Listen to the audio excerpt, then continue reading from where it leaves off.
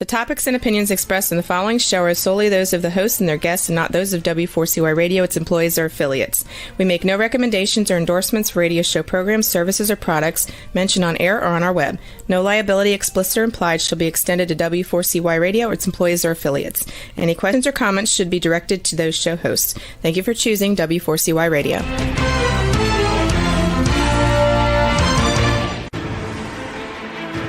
What's working on purpose anyway?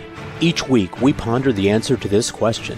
People ache for meaning and purpose at work, to contribute their talents passionately and know their lives really matter. They crave being part of an organization that inspires them and helps them grow into realizing their highest potential. Business can be such a force for good in the world, elevating humanity. In our program, we provide guidance and inspiration to help usher in this world we all want, working on purpose. Now, here's your host, Dr. Elise Cortez.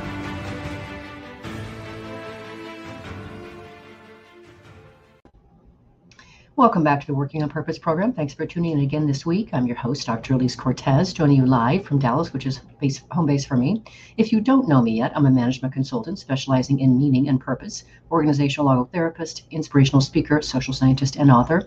My team and I help companies discover and articulate their purpose to thread it through culture and operations. We work with forward-thinking or forward-reaching organizations to develop inspirational leaders who create cultures where people actually want to come to work and do their best.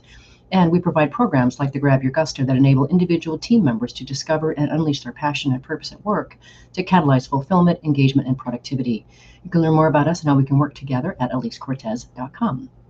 With us today is Catherine Matisky, a leading global business educator and author with 30 years of experience across industries including banking, insurance, pharmaceutical, biotechnology, and retail. She's the founder of TPC, the Performance Company, an international training and consulting organization that has worked with Fortune 100 companies around the world. She's the author of more than 30 books, and the one we'll be talking about today is Leading Virtual Teams, Managing from a Distance During the Coronavirus. We'll be talking about her perspective on what's happening in the world of business today and how leaders and the workforce need to evolve their skills to be productive and connected in today's virtual world. She joined us today from Melbourne, Australia, where it's the next day for her in the morning and the evening for me the previous day. She's 16 hours ahead. Catherine, a hearty welcome to Working on Purpose. Thanks for having me. It's delightful. I'm so grateful that you were willing to be caught. We have to tell the listeners and viewers of just how we met. It's a fun story. So I have a client here in Dallas, Catherine, and she's really quite resistant to the notion of virtual teams and has had a really hard time with it during the pandemic. And she knows that I host this radio show, and she knows I'm a voracious reader, and she's not. So she picked up your gorgeous book here, this one, Leading Virtual Teams, and she said, Elise, read this book. Tell me what it says. So I did. I read the book. And then, of course, I promptly reached out to you and your team, and I said, I think you should come on my show. And that is how we met. And she knows that we're speaking today. So thank you for being willing to say yes.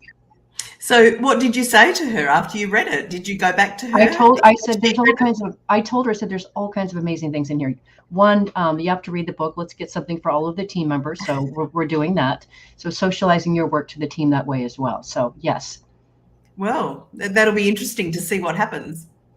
Yes, because that's one of those examples of somebody who has been very reticent to adopt a virtual or remote model, doesn't believe that it works well. There's some trust in there, which we're going to talk about a little bit later. So, but in order for her to be really competitive and viable in today's workforce, it's kind of a necessary thing. So very glad we met. Yeah, and absolutely. And there's a lot of people that are still hesitant. And, when I wrote the book, which was right at the beginning of the pandemic, I expected people to be hesitant because it was new. It's a new thing for a lot of people. Mm-hmm. Fast forward to now, it's amazing how people still haven't kind of come to grips with it, even though we've been doing it for a long time. So I would have thought that people would have made that shift, but there's so many people that are still hesitant, which is like the person that you've been working with. Mm-hmm. Yeah. And so what I'm seeing, Catherine, with some of the clients that I'm working with is they want people to come back to the office, but a lot of people have said, gosh, my life works better when I work at least a few days remotely. And so it's really interesting, all the more reason that I had to have you on, Catherine, because the show is really about creating workplaces where people actually want to come to work and do their best. So this has become quite an interesting trend to pay attention to. And to the point that I really appreciate about your book is you really, really give some real meat in your book about what does a leader need to do to develop herself or himself to be able to lead effectively in this kind of a virtual world, and what does the team need to do. So really kudos, Catherine. Clearly you are an educator. There's no doubt about it. I'm convinced. It's beautiful. I think what the key thing that you said there was where people want to come to work to do their best. And I think in the, in the old days, which was pre-pandemic, which I called the old world, coming to work was just that, getting on a train, getting on a bus, getting in your car, getting on a bike and coming to work. And work was a place of geography. The pandemic has taught so many business owners that now geography is not actually in the game. Coming to work doesn't mean having to shift your body from one geography to another. And there's a lot of people that are stuck in that, because when we take that apart, the old way was you need to show up by 8:30 in the morning, then I know you're at work. Mm-hmm. And now at 8:30 in the morning, as a leader, I don't really know whether you're doing the washing or working or watching TV or just sleeping. I don't really know. That accountability piece has shifted from the clock and geography to individuals. And I think that's challenging for a lot of leaders, and it's challenging for a lot of people as well who are kind of transitioning now back into the office or some hybrid or virtual model. Mm-hmm. Which is why your work is so important, Catherine, because you really are teaching the delta of what people need to learn and adopt in order to be successful and fruitful in that kind of new environment.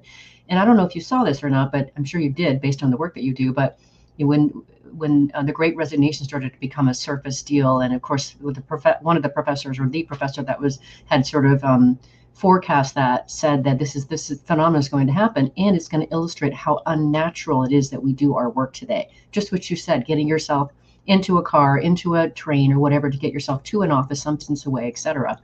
And I'm, as a social scientist, I'm fascinated to understand how this will continue to evolve our society and the way that we do our work. I think a lot of people are making a lot of individual decisions now. And that's really underpinning the Great Resignation, because they're saying, you want me to do what? You want me to go back to the office? Oh no, my life is sweet here.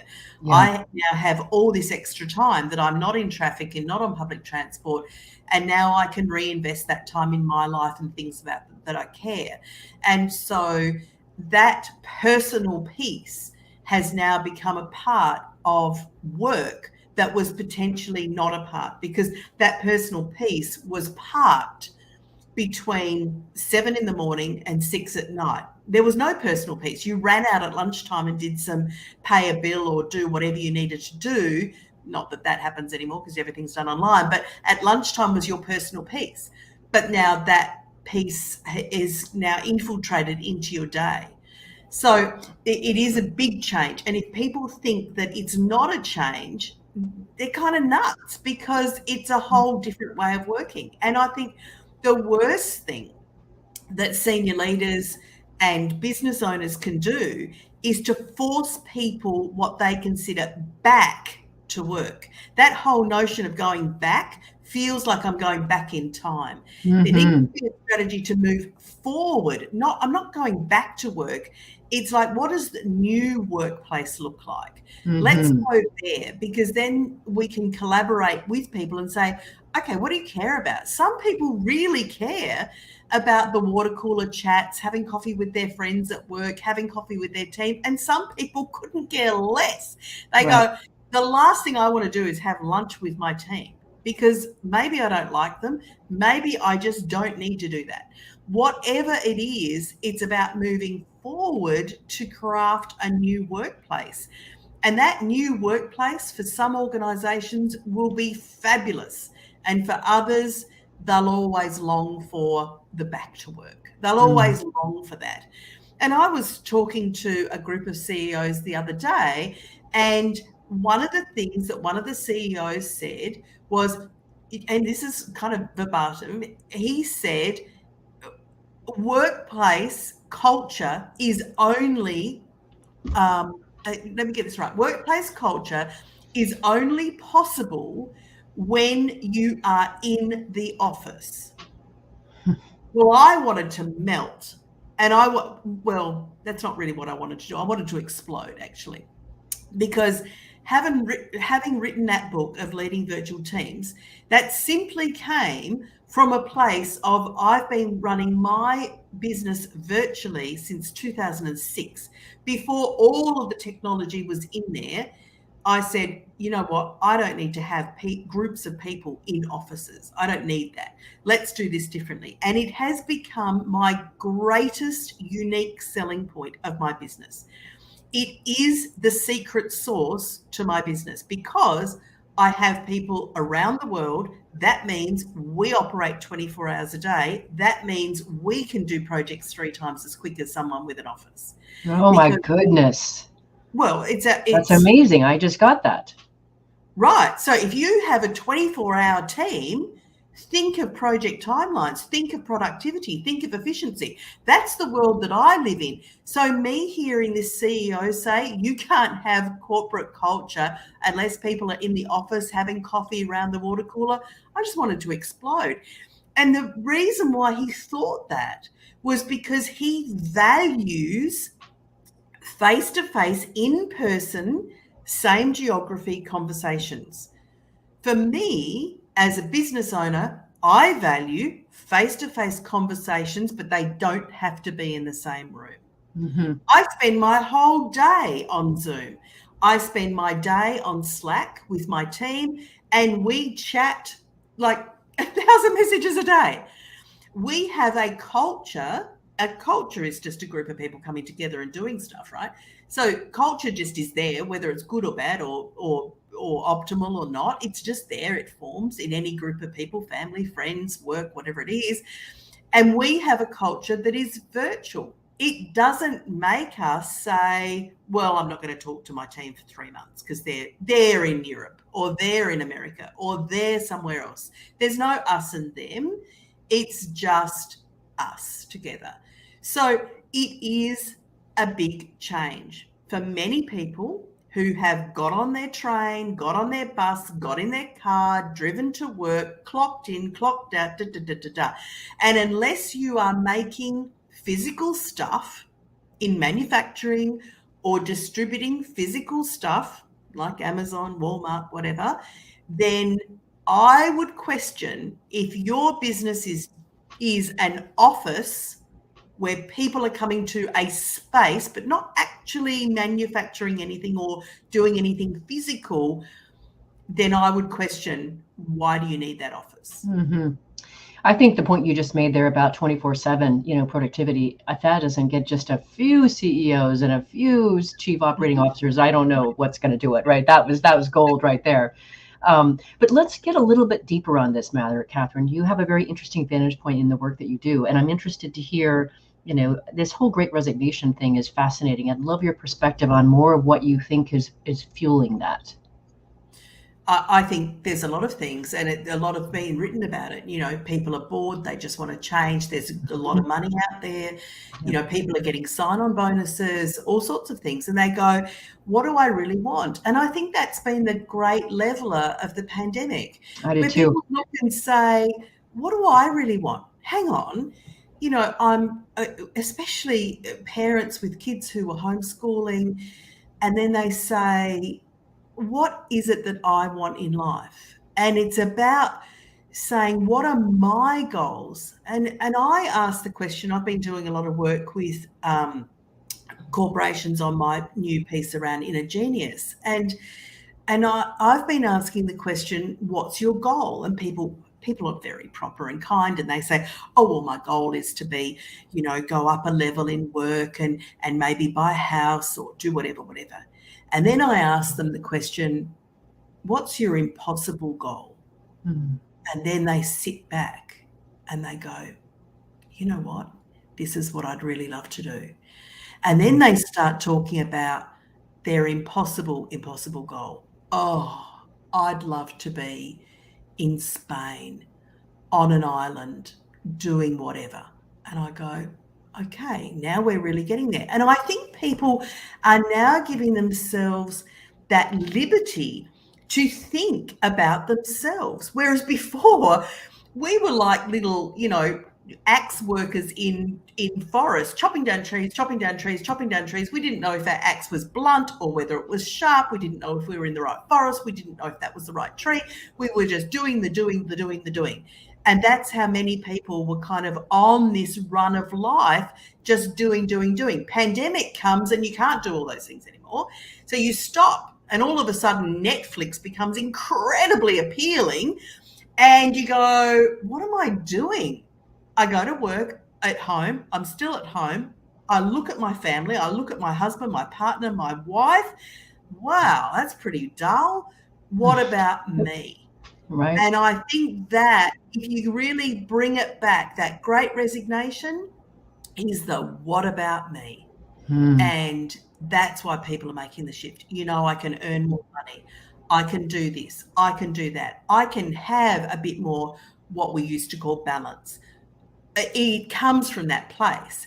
And if employers are not on that bus of that wavelength, wow, what a missed opportunity.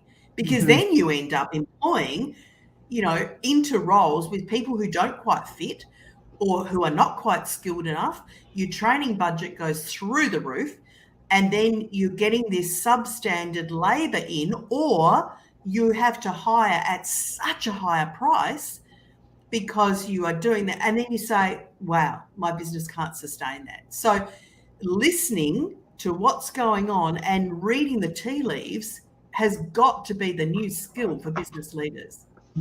Well said, Catherine. Perfect way to take us into our first break as well.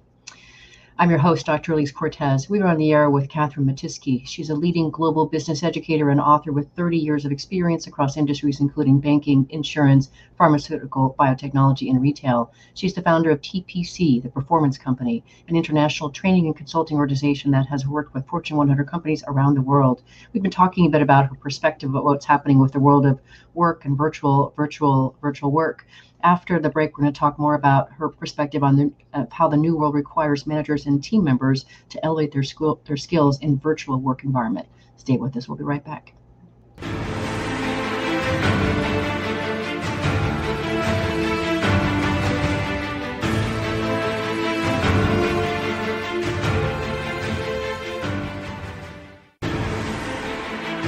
Dr. Elise Cortez is a management consultant specializing in meaning and purpose, an inspirational speaker and author. She helps companies visioneer for greater purpose among stakeholders and develop purpose-inspired leadership and meaning-infused cultures that elevate fulfillment, performance, and commitment within the workforce. To learn more or to invite Elise to speak to your organization, please visit her at elisecortez.com. Let's talk about how to get your employees working on purpose.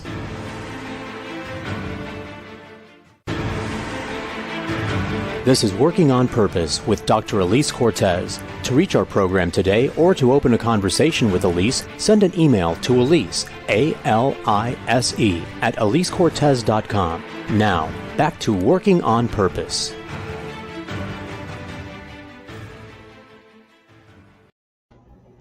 Thanks for staying with us. Before we get back into the program, let me invite you to check out the book that I wrote some time ago, Purpose Ignited, How Inspiring Leaders Ignite Passion and Elevate Cause. It's on Amazon. I wrote the book to awaken readers to their passion and their purpose and turn them into inspirational leaders that can actually create a workplace where people actually want to come to work and do their best. It's also what I use to do my Vitally Inspired Leadership program, as well as the Grab Your Gusto programs. If you're just joining the program today, my guest is Catherine Matisky. She's a leading global business educator and author with 30 years of experience across industries, including banking, insurance, pharmaceutical, biotechnology, and retail. She's also the author of Leading Virtual Teams, which we're talking about today. So from here, Catherine, I want to talk more about that sort of this new world that we find ourselves in, what you sort of referenced before. And I really get this idea that we've been, whether we knew it or not, we've been kicked upstairs, right? We have, it's a whole new realm out there, and to be successful, and I think really also fulfilled, we need to be able to learn new skills as team members as well as leaders. And I love, by the way, that you fast-tracked this book to be able to serve more people during the pandemic. That's so commendable. So your perspective on being kicked upstairs, what do you think about that? Well, I think that for many people, the geography of the local workplace, which is, you know, everyone together, enables people to walk past each other, acknowledge them, and think that that's connection, and go to meetings and sit in the same room and think that that's connection. When you move to a virtual or a hybrid environment, I think the first thing to do to, you know, maybe look in the mirror and say, how do I connect to my team, to my peers, and to senior leaders? And really analyze that as the first step. Because I talk to so many people and they say, one person said to me, I haven't heard from my manager in 2 months. Not an email, nothing. And someone else said to me that their team members emailed them and said, while we're working from home, is it your expectation that we should still work on projects? And do we still have to meet those original deadlines? Or is all of that on hold? So those kind of basic frameworks need to be in place. And the first thing is connect with people.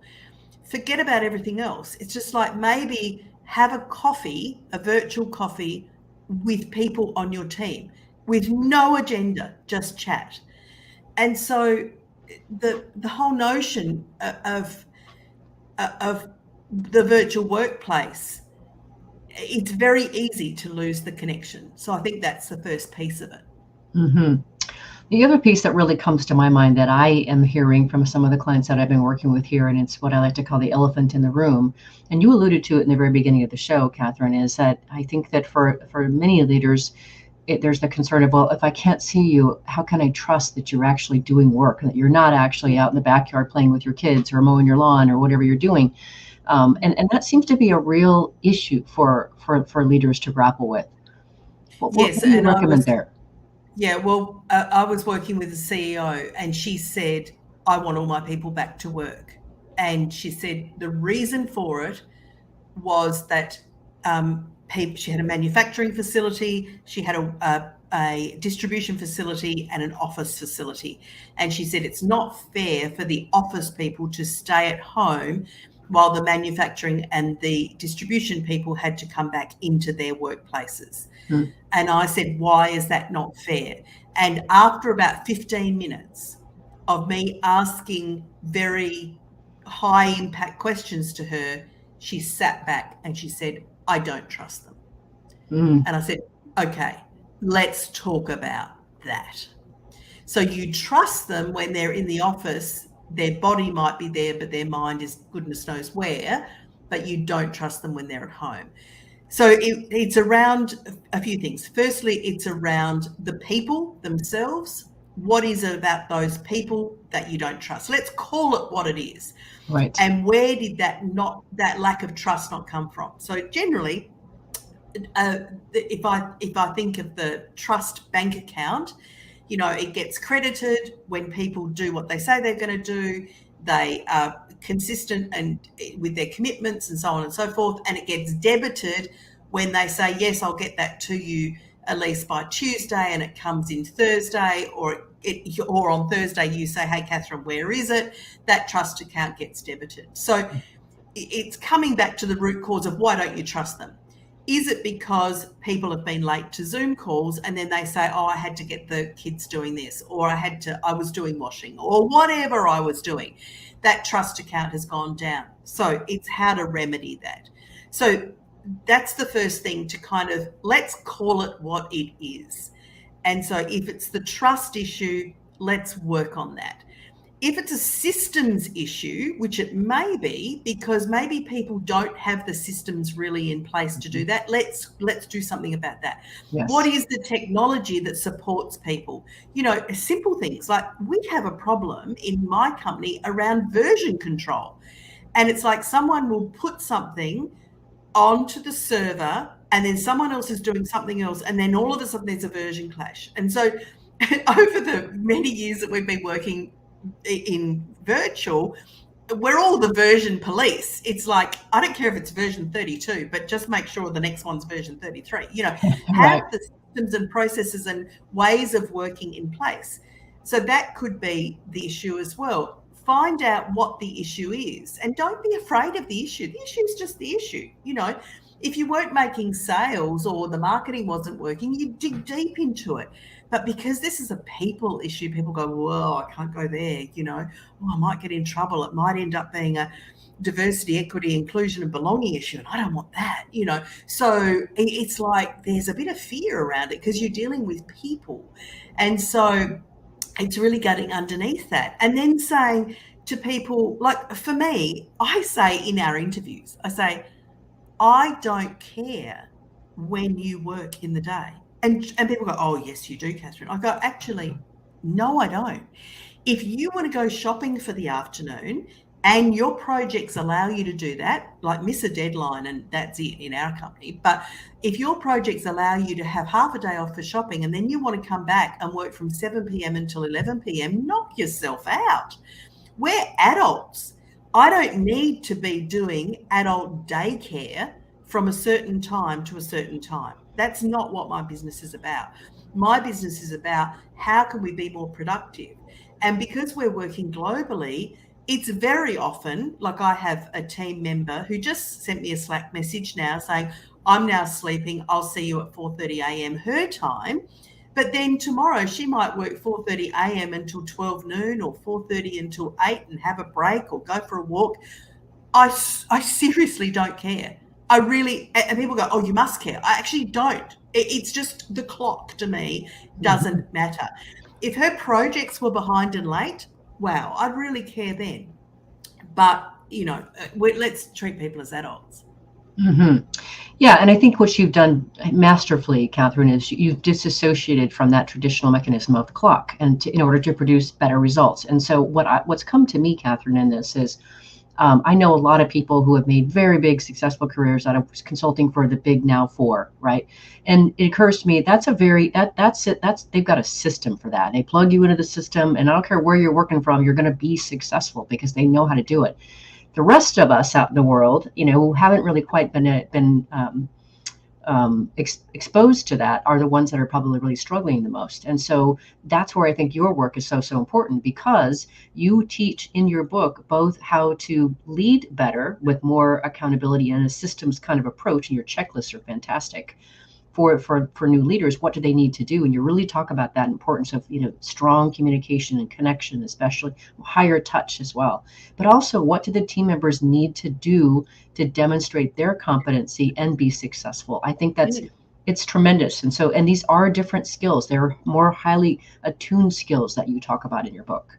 And you mentioned communication, and everything comes back to that. But what does that look like? And so how do we communicate, especially in a virtual environment, and not only with each other, but and our teams and our senior leaders and so on, but to our customers, our clients? They are all virtual as well. So no longer, no longer are sales associates going out to visit clients. Like, that's old world. How are they managing those client relationships? How is projects being done with customers, with vendors, and so on? And so it comes back to the communication. And I've got to tell you that people communicate at a core level how they learn. That's where it comes from. That's my whole life has been in learning. My whole life has been the science of learning. And what comes out of people's mouth is a direct mirror of how they prefer to take in information. Well, that's great if they're communicating with someone who learns a bit like them. But if they're different, they go, well, that person's different, difficult, hard to get along with, whatever. No, they're just different to you. Mm-hmm. So then, as a leader, how do I communicate, especially in a heightened, complex world of virtual? How do I now communicate to hook in that other person on the other end of a camera, on the other end of the world, so that my message is clear, it hooks that person in, they then respond to it, I'm influential, I'm doing all of those great things? That is a new skill, and it is a new skill for this age. And that's where my everyday work is. I happen to work in a virtual organization that I happen to have some skills in, but my everyday work is in this whole essence of communication. And now in a virtual world, or worse, hybrid. That is the elephant in a room. I've got some people in the office, I've got some people virtual, I've got some people across the other side of the country, I've got some people in a facility somewhere. That hybrid world, that can turn to a hot mess real fast. Mm-hmm. That's what my client is really afraid of. She hears the horror stories about this kind of thing. So I, of course, as I'm prone to do, I read your book cover to cover. But would you say, well, it's part of my education. That's why I do this, right? But would you just say a few more competencies for our listeners and viewers? What do leaders need beyond that communication? What else just a couple other competencies that you talk about in the book that you think are worth mentioning here? I'm super practical. I'm Australian. We say it how it is, right? There's no fluff and no, we call it faffing in Australia. I don't even know how to spell that. I think it's like PHAFFING. No faffing, right? There's a few things you can do immediately today. Have a look at your calendar and have a look at when you're meeting with your team. And if the meeting is at 3:00, show up to that meeting 10 minutes before and be the first person on the Zoom call, not the last, the first. And you get there and you can still be doing your emails in the background or working, but as soon as the first person arrives, you're on. Now that person might arrive at 9 minutes to the hour when the meeting's supposed to start. If that person is the only person there for that 9 minutes, you chat. How are you? Simply asking that question, looking into the camera to that person and saying, Elise, how are you? Mm-hmm. And stop talking and just listen. And things will come out. And then say, how are you going with that project? Or I know you've been juggling family stuff. How's that going for you? Or I know you've got a sick parent. How's that going for you? Actually connect and talk to them as human beings. What I see happening is leaders come into the meeting on time, maybe late, and then it's like bang into the agenda. There's no water cooler time that we used to have. The water cooler time happens before. Or it might be saying at the end of the meeting, hey, Lise, can you stay back? Yep, sure. I don't have another meeting to go to. Don't book back-to-back meetings. That's number one. So just managing that piece instantly ups the connection, the human capacity, the finding out what's really going on with your people, all of those good things that you're not going to find when you bring them together. The second thing is when you go into a meeting room, you can see people.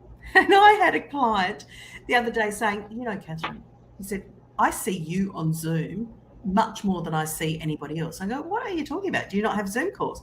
And she said, yeah, but none of my entire company don't turn their camera on. And it's like, whoa, okay. So I know that I'm not a supermodel and I'm okay with that. But I also know that when I go into a meeting, this is how I look and people can see me. And so first thing is cameras on, everything. If people don't have cameras, buy them. If people don't have screens, buy them. Whatever they need to set that up. These are such simple things. The other things that I think leaders can do is to really invoke a growth mindset, and that looks like showing up, stop being grumpy, stop being miserable, stop being negative, get in there and go, okay, we've got a problem. I've got 6 smart people on the line here. Every one of you, I want to take a minute, just take a minute now and write down what you think your solutions could be to this problem. What could be the possibilities? Let's get in here together and do it together. Like no silent people on the call, no standby people. They're just sitting there going, oh, I'm here. Just forget the grumpy, get in there and be excited. Like work is supposed to be a great place to be. Because as you say, you want to work with purpose. Well, half the time when people leave, it's because they don't feel that purpose. You know that. So it happens. Purpose doesn't happen in the big picture. Purpose happens in every interaction, in every Zoom call, in every phone call. And I've got a senior person on my team that is not really gelled with Zoom. He's a phone guy, and he phones people and says, "Hi, Elise." And they go, "Whoa, senior leader, what have I done wrong? Am I about to be fired?" And he says, "I'm just calling to see how you're going. I've just noticed on the calls lately, maybe in our team meetings, that you're feeling a bit stressed, that projects are, what's happening? Just talk to me." Half an hour later, they've told him the whole life story. He comes to me and says, "Do you know what's really going on with that person?" I go, "No." And he says, "This is what's going on." I go, "Oh, goodness." Whatever it is for that connection, I'm not talking about the difficult stuff. I'm talking about the easy stuff. Gorgeous. I'm going to comment on that, but let's grab our last break here if we can. I'm Elise Cortez, your host. We've been on the air with Catherine Matisky. She's a leading global business educator and author with 30 years of experience across industries. We've been talking a bit about her book, Leading Virtual Teams. We're going to talk a little bit more after the break about managing virtual teams and beyond. Stay with us. We'll be right back.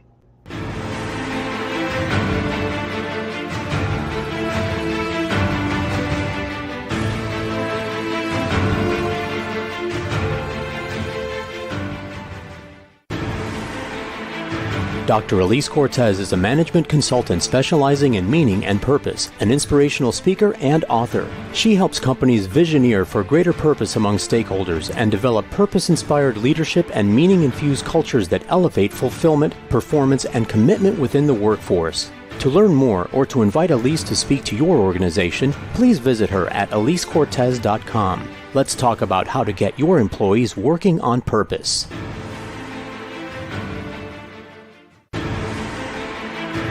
This is Working on Purpose with Dr. Elise Cortez. To reach our program today or to open a conversation with Elise, send an email to Elise, A-L-I-S-E, at elisecortez.com. Now, back to Working on Purpose.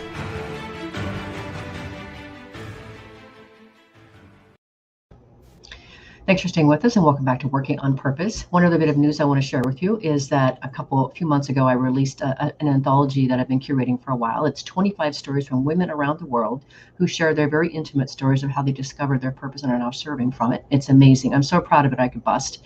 By the way, I'm also now recruiting for men to share their stories. So if you know anybody, send them my way. If you're just joining the program today, my guest is Catherine Matisky. She is the founder of The Performance Company, an international training and consulting organization that has worked with Fortune 100 companies around the world. She's also the author of Leading Virtual Teams, which we've been talking about in this program today. So, Catherine, what I wanted to chime in really quick on what you were just talking about before is, and I've heard this by talking to futurists, by the way, and other technology people, is they talk about the opportunity for humans to be kicked upstairs working alongside technology. So just what you were saying is, the only one thing that we do better than any machine or robot out there is that human connection, emotional intelligence, right? So what you're describing is now we have a way to really distinguish and work very much alongside technology, but to distinguish our human contribution in a way that makes all the difference to people. And I really want to celebrate that and call that out. Absolutely, yeah. So one of the other things that you do in your book, which I think is brilliant, and I've done this in classes, but it makes so much sense. You talk about this idea of what I would call it a virtual team charter, but essentially getting all of the team members involved in the creation and agreement of how they're going to work together. What does success look like? What are the ground rules, etc. I think that's brilliant. And you say the importance, which I completely agree with, get everyone involved in its creation so everybody has skin in the game. Brilliant idea. Mm-hmm. And I've seen it work, and I've seen people do it exactly with the blueprint from the book, and they've done it and they've then showed it to me, and it's just amazing. And some of them are quite simple, and some of them are hugely complex, but it is their words and it is from them. So whatever the end product comes out, people live by it, eat, breathe it every day. And it is absolutely the unifier. I think the challenge comes when the team charter is set and someone leaves the team or somebody new comes into the team. Mm-hmm. That's an opportunity to make sure that if somebody comes into the team, then that team charter process has their voice in as well. So there needs to be an update every time that team changes. Effectively, that charter changes as well. So for a new person, it's asking them the question to say, okay, here's our team charter. How does that resonate with you? What do you care about? What would you add or take away from that team charter? And because the team is different. So it's a bit like when a group of executives go away on a leadership retreat, they create a vision, they're all jazzed about it, they come back and think everyone's going to be on board, they say the vision and everyone goes, yeah, okay, it's just like the old one. And they go, well, no, it's not. It took us 2 days to come up with this word. But unless you actually unravel that and say, in this vision or in this team charter, this word to us means this. So we've used the word accountable. What that looks like is this.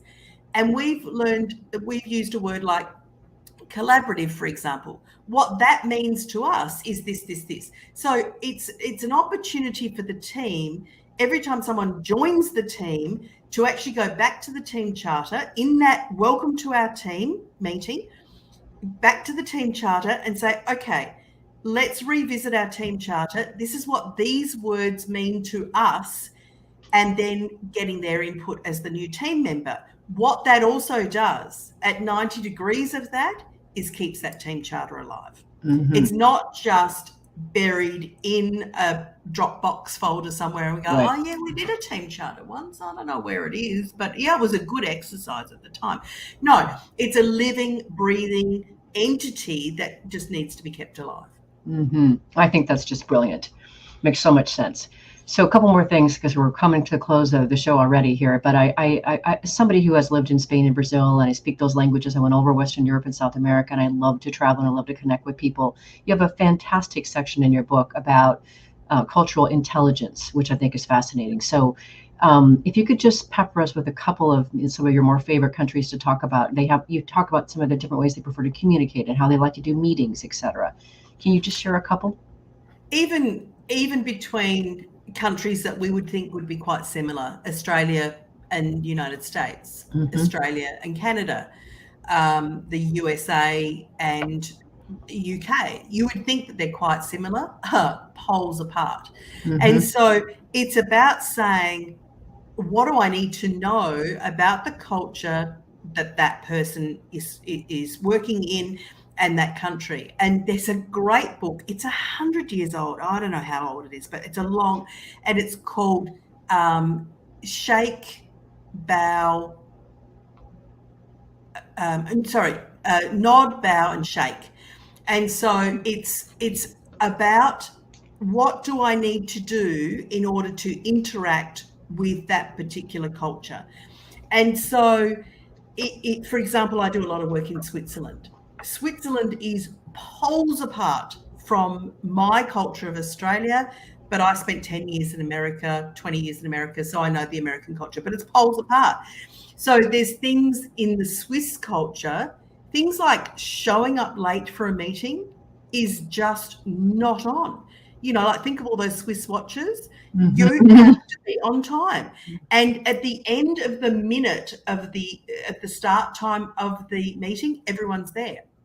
And in the old world, when I used to physically train there, in the old world pre-pandemic, I would say, let's have a 6-minute break in a training course. And I can tell you that 100% of the people were back at 5 minutes. And I'm going, wow. In Australia, after 6 minutes, you're going, is anyone back? Because you call a 6-minute break in a training course in Australia or in America because you know it's going to be 10. But in Switzerland, a 6-minute is really 5. It's just these little things. And so it's like, get into the culture, learn the culture, because you're the one that's different. And in a virtual workplace, like that's become really exciting because now I can hire someone from anywhere in the world, and I hire on time zones for our projects, but I can hire anyone in the world, but boy, I want to be across their culture and I'll never be part of that. But you can do some simple things at the beginning of meetings to say just basic things like, what did you have for your last meal? Because in different cultures, it's different, right? Or especially around holiday time, I love asking my team, what do you do for Christmas in your country? Or what do you do? Do you do Halloween? Some countries do, some countries don't, even though it's an American thing. All these things is finding out just those cultures is really important. Mm-hmm. And it's education, it's connection, like everything else we've been talking about here. Yeah. So we're almost out of time here, Catherine, but I would love to hear you weigh in on what you see as the future of work in this increasingly interconnected world we're living in. What do you see, that crystal ball of yours? I think people are now changing. I think people will go to what I call their expert zone, and we all have one. And some of us don't know what that is. I think people are starting to tap into the idea that I can be an expert in something. For employers, hiring on expert zones is critical, because if you keep people in their expert zone, stress levels go down, because what they're doing is easy for them. They love it. They have that purpose. They will show up. They're happy. All the good things in business that we want, if you have people working in their expert zone. And people who are there are less likely to leave because they perhaps won't have that, they won't be in that expert zone. And then providing them with that growth opportunity is key. I don't see a world of office blocks and cities full of people, finishing at 12 noon to have lunch. I don't see that world. I see a very dispersed workplace, and a workplace where organisations gather talent based on talent, not on geography. Is that probably my dream? Yes, that's probably my dream, because why should I be constrained by the people in my city, even if it's a huge city, when the best talent is on the other side of the world, or the best talent happens to be in a developing country that I would normally have no access to? Right. Why can't I hire that person? It speaks to the whole DEIB. It speaks to that diversity. It speaks to the richness of the fabric of what an organisation could be. That sounds gorgeous, Catherine. I want that world. I'm in that world. We've done it. We've managed to get to the end of the show so fast. The show is listened to by people around the world. We're all about trying to create a workplace where people actually want to come to work and do their best. We are creating inspirational leaders that help people realize their greatness, and we're doing business that betters the world. What would you like to leave us with today? The first thing is that I think anything is possible. And I would ask people to reflect on what is their impossible goal. What would they love to do, either for their business, their team, themselves? What's their impossible goal? And to say, let's take that apart and say, let's make that possible. Because I really believe that. What a beautiful way to finish. I really, I'm so grateful that we've connected, Catherine. And by the way, it has been known to happen that I end up on the doorstep of some of my international guests. I have been to Australia. David Brooks was on my show. So beware, it could happen. So thank you. Thank you very much for being willing to be found and come on the next day on the show. You are a treasure. Thank you very much. It's great to be with you. Listeners and viewers, if you want to learn more about Catherine Matiski and the work she and her team are doing, it's pretty amazing. Her books, any of her books, start by going to innergeniusnow.com. Let me spell that for you. INNERGENIUSNOW, innergeniusnow.com. Last week, if you missed the live show, you can always catch it via recorded podcast. We were on here with Amy Herman talking about her book, Fixed: How to Perfect the Fine Art of Problem Solving. Next week, we'll be on the air with Kelly McDonald talking about her book, It's Time to Talk About Race at Work, Every Leader's Guide to Making Progress on Diversity, Equity, and Inclusion. See you there. Remember that work is at least a third of our life, so let's work on purpose. We hope you've enjoyed this week's program. Be sure to tune into Working on Purpose, featuring your host, Dr. Elise Cortez, each week on W4CY. Together, we'll create a world where business operates conscientiously, leadership inspires impassioned performance, and employees are fulfilled in work that provides the meaning and purpose they crave. See you there. Let's work on purpose.